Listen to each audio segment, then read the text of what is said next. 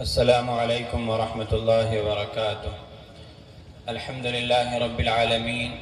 والصلاة والسلام علی سید الانبیاء والمرسلین محمد وآلہ واصحابہ اجمعین، اما بعد فاعوذ باللہ من الشیطان الرجیم، بسم اللہ الرحمن الرحیم۔ یرفع اللہ الذین آمنوا منکم والذین اوتوا العلم درجات واللہ بما تعملون خبیر۔ صدق اللہ العظیم۔ اسٹیج پر رونق افروز علماء کرام، قابل قدر سامعین، نوجوان بھائیوں اور عزیز بچوں، الحمدللہ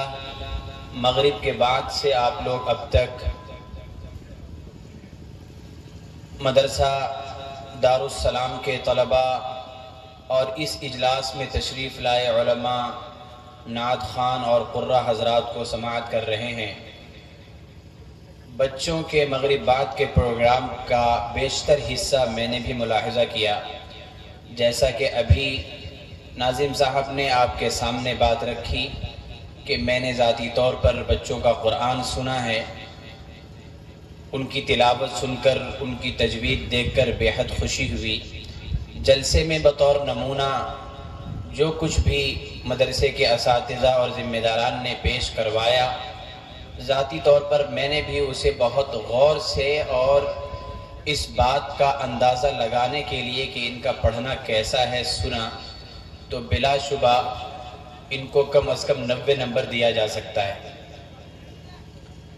بہت خوشی ہوئی کہ مدرسہ دارالسلام اپنے مشن میں، اپنی کوشش میں، اپنی محنت میں کامیاب ہے۔ اللہ تعالیٰ کبھی کسی محنت کرنے والے کی محنت کو ضائع نہیں کرتا، بلکہ اس سے بڑھ کر دیتا ہے۔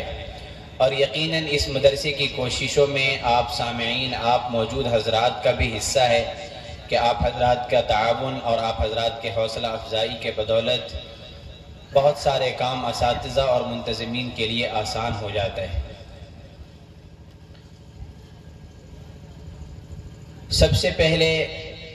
میں حضرت مولانا محمد عارف صاحب کا شکر گزار ہوں کہ انہوں نے ان اکابر علماء کرام کے درمیان اس ناچیز کی ذرہ نوازی کی اور اللہ اور اس کے رسول کے کچھ قیمتی بول اپنے علاقے سے دور دراز علاقے میں بولنے کا موقع نصیب کیا۔ اللہ تعالی ہمارے اس جمع ہونے کو اور سننے سنانے کو قبول فرمائے۔ خطبے کے اندر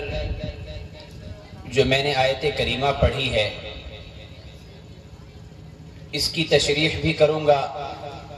لیکن اس سے قبل حضرت مفتی اخلاص صاحب نے اپنے بیان میں سورہ تحریم کے ایک آیت یا ایھا الذین آمنوا قوا انفسکم واہلیکم نارا کی تلاوت فرمائی تھی۔ اس کی روشنی میں بھی پہلے کچھ باتیں عرض کر دوں۔ اللہ تعالیٰ نے مسلمانوں کو ایک صاف طور پر ضابطہ بتا دیا ہے کہ کسی بھی انسان کا ذاتی طور پر خود نیک ہو جانا، علم و عمل کا پیکر ہو جانا، بہت ساری دینی خوبیوں کا حامل ہو جانا اس کی نجات کے لیے کافی نہیں ہے، یا اس کی ذمہ داری صرف اتنی نہیں ہے کہ وہ خود کو نیک کر لے، خود علم و عمل سے آراستہ ہو جائے اور اپنی آئندہ نسل کی کوئی فکر نہ کرے، بلکہ اس کی ذمہ داری میں یہ بات شامل ہے اور اس کے لیے یہ ضروری ہے کہ وہ اپنے بچوں کی تعلیم و تربیت کی بھی فکر کرے۔ اللہ تعالیٰ اس بات کو اس انداز سے فرماتا ہے کہ یہ بچوں کی تعلیم و تربیت اور اس کی دینی فکر اس درجہ ضروری ہے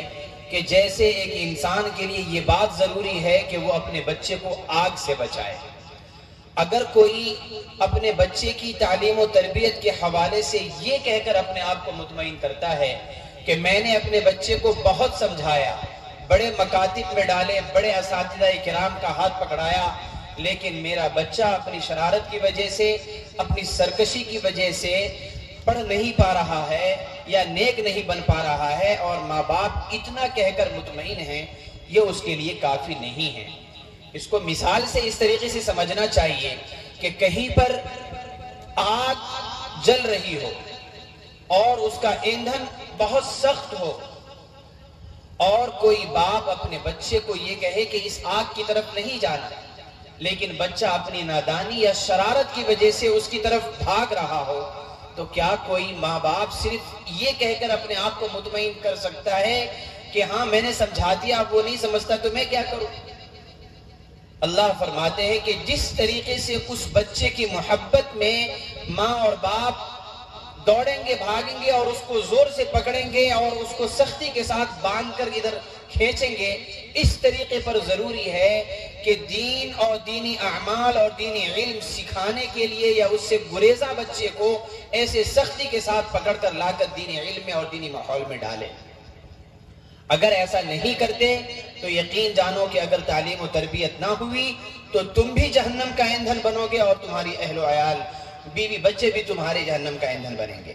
اس لیے اللہ تعالیٰ نے بہت اہتمام کے ساتھ مومنوں کو یہ حکم فرمایا ہے، یا ایھا الذین آمنوا قوا انفسکم واہلیکم نارا، خود کو بھی اللہ کے احکامات کا پابند بنا کر جہنم کی آگ سے بچاؤ اور اپنے اہل و عیال کی تعلیم و تربیت کے ذریعے سے اپنے اولاد کو بھی جہنم کے ایندھن سے بچاؤ۔ یہ بات ہو نہیں سکتی کہ ایک بچہ یا ایک انسان علم کے بغیر جہنم کے ایندھن سے بچ جائے۔ اگر علم حاصل نہیں کیا وہ اللہ کو نہیں پہچان سکتا۔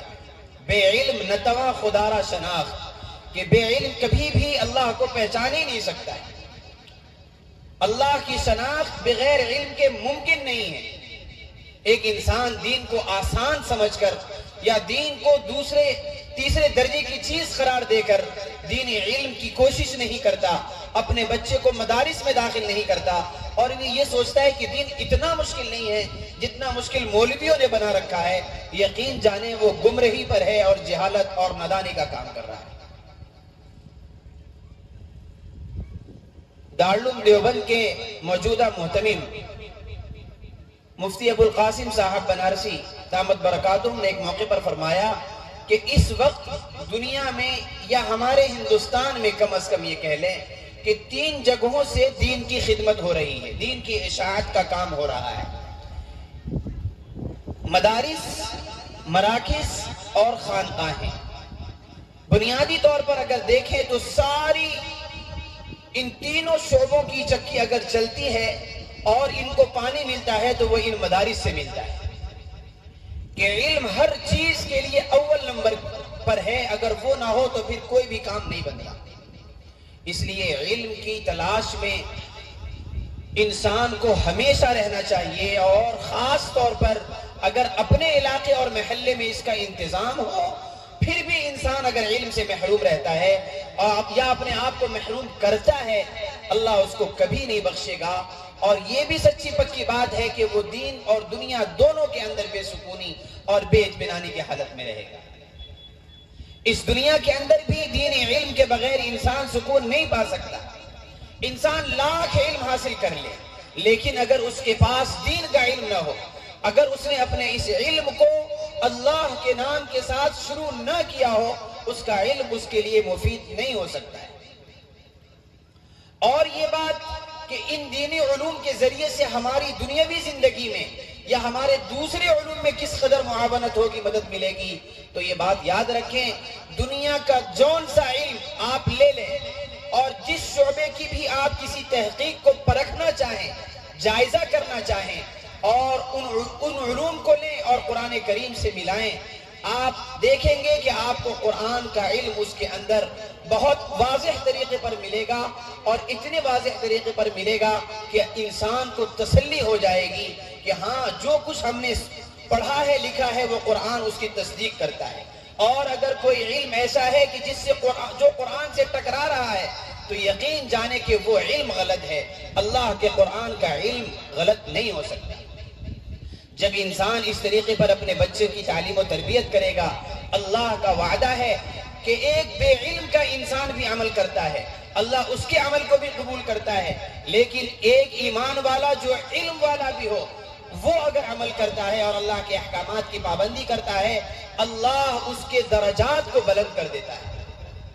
اس کے عمل کو بھی قبول کرے گا اور علم والے کے عمل کی وجہ سے اس کے درجات کو بھی بلند کرے گا۔ وجہ اس کی یہ ہے کہ جو علم والا عمل کر رہا ہے وہ اپنے عمل کرنے میں خشوع اور خضوع کا اہتمام کرے گا اور اپنے عمل کے اندر بہت ہی اہتمام کے ساتھ اس کو انجام دینے والا ہوگا۔ یوں اللہ کا وعدہ ہے کہ اللہ تعالیٰ ایمان والا جو علم بھی رکھتا ہو اس کے درجات کو بلند کرتا ہے۔ سلطان محمود غزنوی رحمت اللہ علیہ کو اس بات کا کھٹکا رہتا تھا کہ میرے والد سبکتگین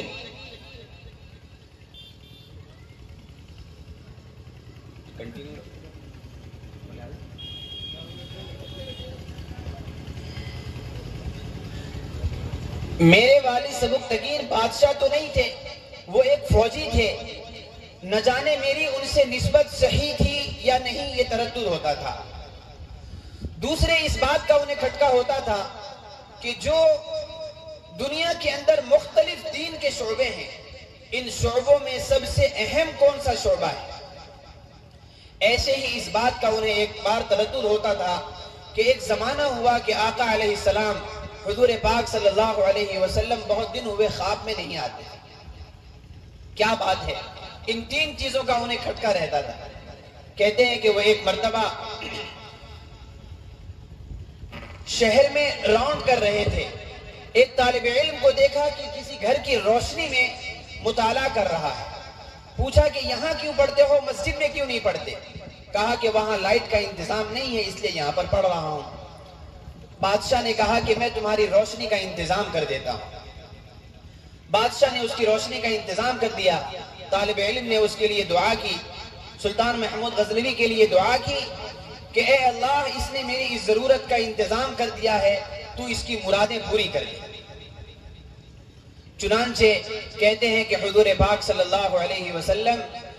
سلطان محمود غزنوی کے خواب میں آئے اور کہا، اے سبکتگین کے بیٹے، تو نے میرے وارث کی قدر کی، عزت افزائی کی، اللہ تجھے بھی عزت دے۔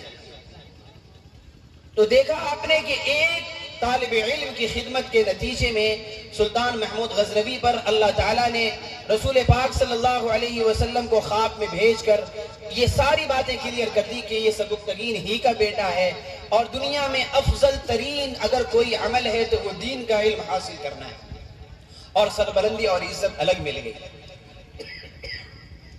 بہرحال ہمارے یہ مدارس وہی علم سکھاتے ہیں جو علم انسان کے لیے جہنم سے نجات کا باعث ہے اور دنیا اور آخرت میں رفع درجات اور بلندی درجات کا باعث ہے۔ اللہ تعالیٰ سے دعا ہے اللہ تعالیٰ آپ سب لوگوں کو اور ہم سب لوگوں کو دینی مدارس کی خدمت کرنے اور دینی مدارس سے فائدہ اٹھانے کی توفیق عطا فرمائے۔ مدرسہ دارالسلام کو ہر طرح کی ترقیات سے نوازے، آمین۔ وآخر دعوانا ان الحمدللہ رب العالمین۔ ماشاءاللہ حضرت مفتی صاحب نے بہت بہترین انداز میں مدارس کے اوپر بات کہی ہے۔